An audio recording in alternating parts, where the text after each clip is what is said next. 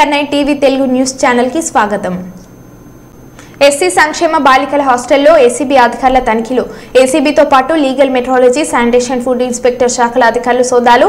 ప్రభుత్వం అందిస్తున్న సంక్షేమ ఫలాలు విద్యార్థులకు అందుతున్నాయా లేదా అనే కోణంలో తనిఖీలు చేపడుతున్న అధికారులు హాస్టల్ విద్యార్థులకు నాణ్యమైన భోజనం, పుస్తకాల పంపిణీ, దుప్పట్ల పంపిణీ, పరిసరాల పరిశుభ్రత, వాటింగ్లో అందుబాటులో ఉండటం తదితర అంశాలపై అధికారులు ఆరా తీస్తున్నారు.